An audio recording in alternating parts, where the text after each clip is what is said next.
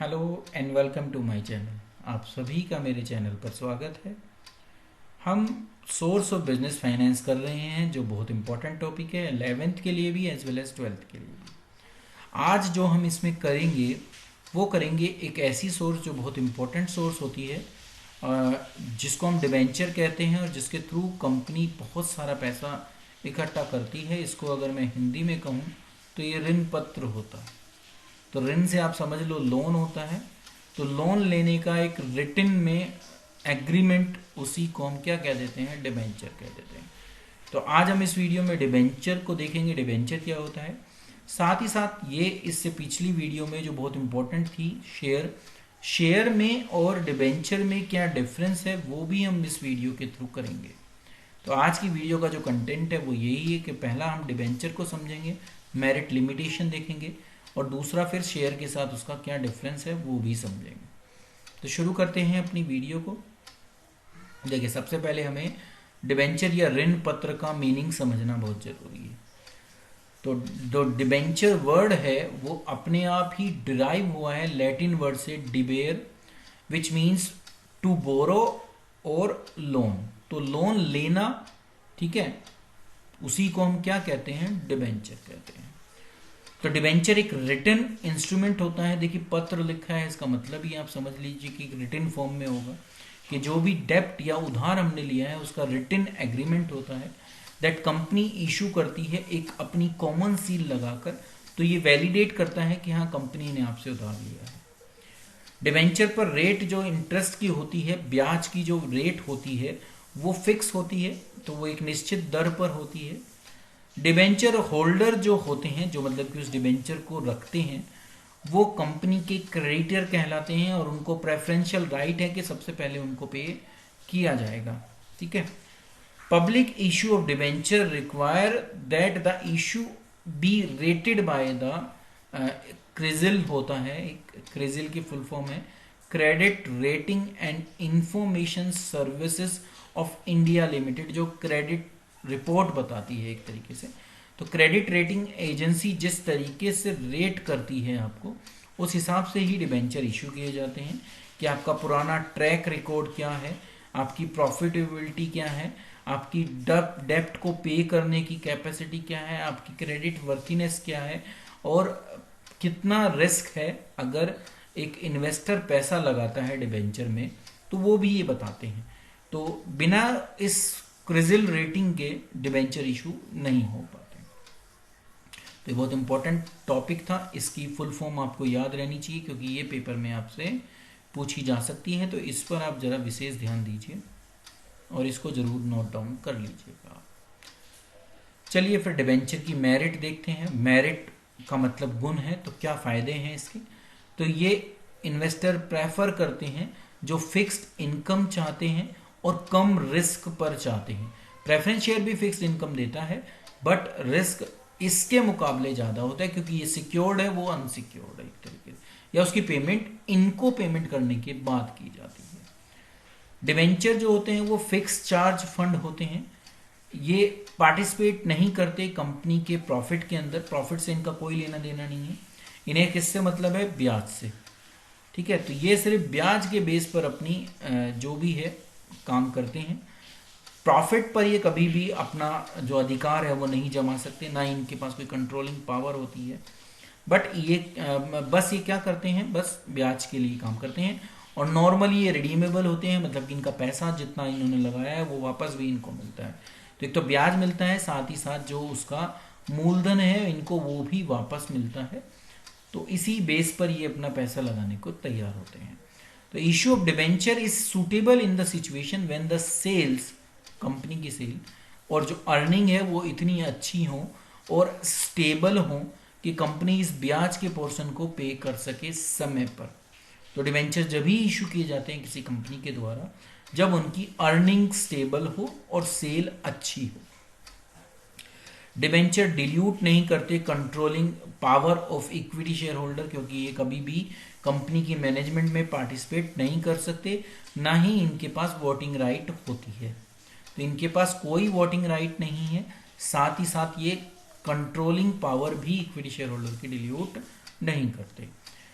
इनके थ्रू अगर हम फाइनेंस करते हैं तो वो पैसा कम लगता है एज कंपेयर अगर हम किससे करें, प्रेफरेंस शेयर या इक्विटी शेयर से। मैं आपको बता ही चुका हूँ कि वहाँ कॉस्ट ऑफ फंडिंग जो है वो सबसे ज़्यादा होती है, क्योंकि वहाँ पर फॉर्मेलिटीज़ ज़्यादा हैं, यहाँ उतनी फॉर्मेलिटीज़ कंपनी को नहीं करनी पड़ती। इंटरेस्ट की जो पेमेंट होती है डिबेंचर पर वो भी टैक्स में डिडक्टेबल होती है, मतलब कि ये कंपनी की जो टैक्स लाइबिलिटी होती है उसको भी रिड्यूस करती है, क्योंकि ये चार्ज ऑन प्रॉफिट है, तो ये टैक्स लाइबिलिटी को भी रिड्यूस करती है। ये एक इसका और फायदा है। अब यही मेरिट थी इसकी। अब हम नेक्स्ट में जो पहुंचते हैं वो देखते हैं कि इसकी कमियां क्या हैं, लिमिटेशन क्या हैं। ऑब्वियसली हर एक में होती है तो यहां पर भी होंगी। अभी मेरिट्स तो हैं, लिमिटेशन नहीं है इसकी। लिमिटेशन मैं बाद में वीडियो में ऐड कर दूंगा आपको नेक्स्ट वीडियो में। अभी देखिए टाइप्स देखते हैं। टाइप में सिक्योर्ड होते हैं और अनसिक्योर्ड होते हैं। नॉर्मली ये सिक्योर्ड होते हैं। सिक्योर्ड का मतलब जब इनके अगेंस्ट कोई एसेट जो है वो फिक्स कर दी जाती है कि ये एज सिक्योरिटी हम जमा कर रहे हैं, पैसा अगर इस तरीके से नहीं मिलेगा तो इस एसेट को बेचकर हम आपको पैसे चुका देंगे, तो उसको कहा जाता है सिक्योर्ड डिबेंचर। अनसिक्योर्ड डिबेंचर कौन से होते हैं? जिनके अगेंस्ट कोई भी एसेट जो है वो सिक्योरिटी के रूप में डिपॉजिट नहीं होती। तो सिक्योर्ड और अनसिक्योर्ड दोनों हो सकते हैं, ये आपको समझना है। फिर रजिस्टर्ड और बियरर।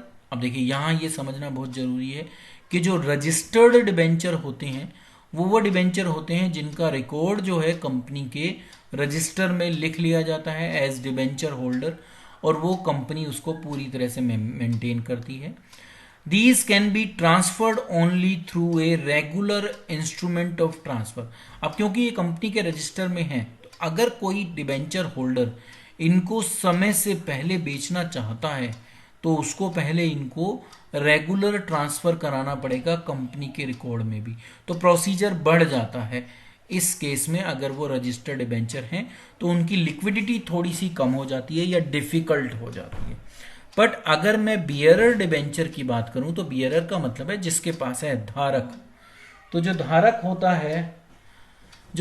होता है वो पेमेंट रिसीव करेगा जब कभी भी वो डिबेंचर क्या होंगे, रिडीम होंगे। तो डिबेंचर जो हैं वो ट्रांसफरेबल आसान होते हैं, उनकी लिक्विडिटी ज़्यादा होती है, क्योंकि वहाँ पर हमें जो है पेमेंट उसको करनी है जो भी उसको बियर करता है, धारक जो उसका है। तो जिसके पास है बस उसी को पैसे देने होते हैं। तो ये है रजिस्टर्ड और बियरर डिबेंचर। अब कन्वर्टिबल और नॉन कन्वर्टिबल। कन्वर्टिबल का मतलब उनको हम इक्विटी शेयर में या प्रेफरेंस शेयर में एक स्पेसिफाइड पीरियड के बीच जाने के बाद कन्वर्ट कर सकते हैं। बट जब नॉन कन्वर्टिबल होगा तो उन डिबेंचर्स को हम इक्विटी में या प्रेफरेंस शेयर में कन्वर्ट नहीं कर पाएंगे। तो कन्वर्टिबल और नॉन कन्वर्टिबल का मतलब है जो कन्वर्ट हो जाए वो कन्वर्टिबल, जो नहीं हो पाए वो नॉन कन्वर्टिबल। अब फर्स्ट और सेकंड डिबेंचर ये थोड़ा समझना जरूरी है क्योंकि ये थोड़ा सा अलग है। Debenture that are repaid before other debenture. तो मतलब क्या है, अगर कंपनी ने कई प्रकार के डिबेंचर इशू कर रखी हैं तो उसमें ऐसा कोई डिबेंचर जब कभी कंपनी वाइंड अप होती है और उसका पैसा पहले दिया जाएगा सभी टाइप के डिबेंचर में। अभी सिर्फ डिबेंचर पर जा रहे हैं, और भी लाइबिलिटी होती है कंपनी की, ठीक है। तो अभी सिर्फ अगर डिबेंचर में प्रेफरेंस की बात की जाए तो जो फर्स्ट डिबेंचर होते हैं उनको जब डिबेंचर का नंबर आएगा तो उनको सबसे पहले पे किया जाएगा, ठीक है। सेकंड डिबेंचर वो हैं जो फर्स्ट डिबेंचर के बाद पेमेंट को रिसीव करेंगे, तो उनको पेमेंट कम मिलेगी जब फर्स्ट डिबेंचर को पेमेंट कर देंगे।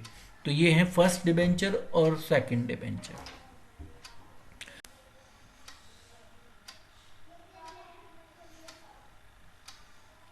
तो डिबेंचर हम कर रहे हैं इस वीडियो में। लिमिटेशन बीच में रह गई थी तो लिमिटेशन अब हम कर लेते हैं कि डिबेंचर की लिमिटेशंस क्या हैं। तो पहली अगर लिमिटेशन की बात करें डिबेंचर की, ऋण पत्र की, तो वो है एज फिक्स्ड चार्ज इंस्ट्रूमेंट। तो ये एक ऐसा इंस्ट्रूमेंट होता है या एक ऐसा ऋण पत्र होता है जिस पर एक फॉर्म को एक परमानेंट बर्डन होता है। दैट्स मीन्स उसको जो वो इंटरेस्ट पे करना है, प्रॉफिट हो चाहे ना हो, वो उसको पे करना ही पड़ेगा। ठीक है, तो ये बर्डन जो ब्याज का बर्डन है ये परमानेंट बर्डन होता है। किस पर? जो भी कंपनी कमा रही है, फर्म कमा रही है, उसके ऊपर। तो ये एक फिक्स्ड चार्ज होता है जो देना ही देना पड़ेगा, weather company is earning profit और नॉट। सेकंड, अगर इसकी लिमिटेशन की बात करें तो वो ये है कि जब रिडीमेबल डिवेंचर होते हैं, दैट्स मीन्स जिनको हम रिडीम कर सकते हैं, जिनका पैसा हमें वापस करना होता है। रिडीमेबल का मतलब वो पैसा जो मैंने लोन के रूप में लिया है, ऋण के रूप में लिया है, वो मुझे रिटर्न करना पड़ेगा, वापस करना पड़ेगा।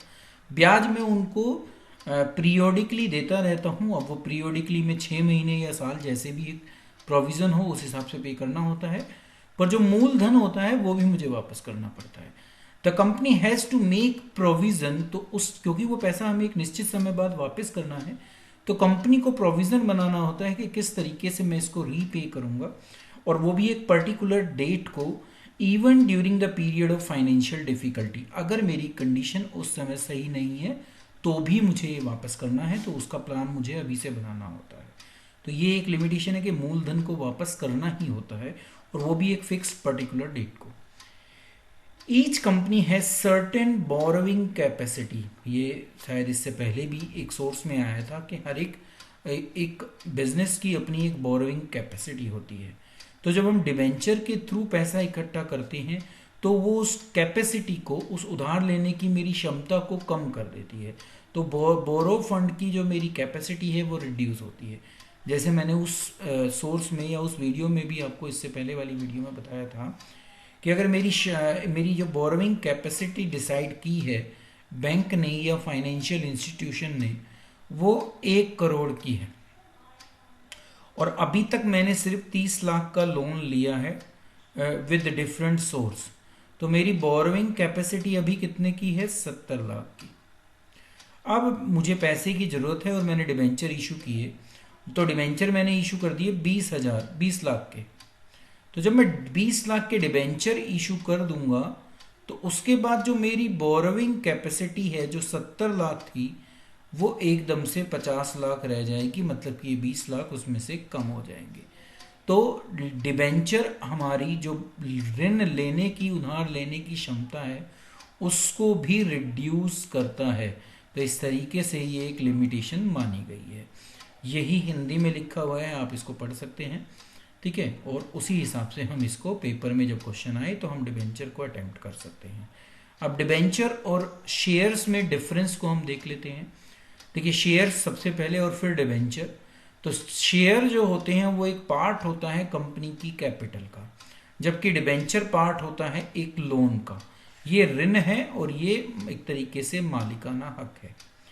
शेयर होल्डर कंपनी के ओनर होते हैं, वेयर एज डिबेंचर होल्डर, जिन्होंने डिबेंचर ले रखे हैं, वो कंपनी के ओनर नहीं होते।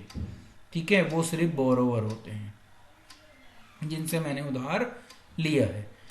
शेयर जो है वो किसी भी एसेट के अगेंस्ट कोई चार्ज क्रिएट नहीं करते, मतलब कि एक एसेट को मुझे सिक्योरिटी के रूप में जो है गिरवी नहीं रखना पड़ता। डिबेंचर में ये होता है, वो चार्ज होता है किसी भी एसेट पर। दैट्स मीन्स सिक्योरिटी के रूप में वहां पर कोई ना कोई एसेट गिरवी रखी जाती है। नेक्स्ट देखिए, तो शेयर होल्डर गेट डिविडेंड, उनको क्या मिलता है? लाभ में अंश। Only after the approval of management, वो भी कब? जब मैनेजमेंट अप्रूव कर दे। जबकि जो डिबेंचर की बात करें तो वहां एक फिक्स अमाउंट है, किसका? ब्याज का। डिविडेंड उनको मिलता नहीं, वो उनको देना पड़ता है डिविडेंड के देने से पहले। मतलब कि डिविडेंड को देने से पहले कंपनी अपने ब्याज की पेमेंट करती है। डिविडेंड जो है सिर्फ जब ही पे किया जाता है जब प्रॉफिट अवेलेबल हो। इंटरेस्ट का प्रॉफिट के होने या नहीं होने से कोई मतलब नहीं है। दैट्स मीन्स अगर कंपनी लॉस में है तो भी आप इंटरेस्ट पे जरूर करोगे। शेयर होल्डर जो होते हैं उनके पास वोटिंग राइट होती है, साथ ही साथ वो मैनेजमेंट को कंट्रोल करते हैं, पार्टिसिपेट करते हैं मैनेजमेंट की मीटिंग में। ये दोनों ही काम आपको डिवेंचर होल्डर में नहीं मिलते। ना इनके पास वोटिंग राइट होती है, ना ही ये कंट्रोल करते हैं मैनेजमेंट को। तो ये डिफरेंस थे जो 7 पॉइंट मैंने आपके सामने रखे। आप इसके बेस पर शेयर और डिवेंचर को अच्छे प्रकार से समझ सकते हैं। ये इसका हिंदी अनुवाद है। जितने भी ये पॉइंट है, यहाँ एक पॉइंट नीचे जा रहा है तो उसको आप देख सकते हो। उसका मतलब है कि प्रबंध पर अंश में नियंत्रण होता है और यहाँ नियंत्रण नहीं होता। इनके पास मतदान का अधिकार नहीं है, इनके पास है ब्याज का भुगतान किया जाता है चाहे लाभ हो या नहीं हो। यहाँ सिर्फ लाभ होने पर किया जाएगा। लाभांश की घोषणा ब्याज से पहले की जाती है। यहाँ पर जो भी शेयर होल्डर की मीटिंग्स होती हैं प्रबंधन की मंजूरी के बाद ही अंशधारक को लाभांश दिया जाता है। तो ज़्यादातर वही चीज़ें हैं जो मैंने उस तरीके से यहाँ पर लिखी हैं, आप इसको इजीली समझ सकते हैं। और इसी के साथ डिबेंचर का टॉपिक और उसकी कंपैरिजन विद शेयर यहाँ पर कंप्लीट होती है। नेक्स्ट वीडियो में हम कमर्शियल बैंक और फाइनेंशियल इंस्टीट्यूशन को करेंगे, जो 2 और important source of business finance हैं। अंत तक वीडियो को देखने के लिए आप सभी का धन्यवाद। Thank you.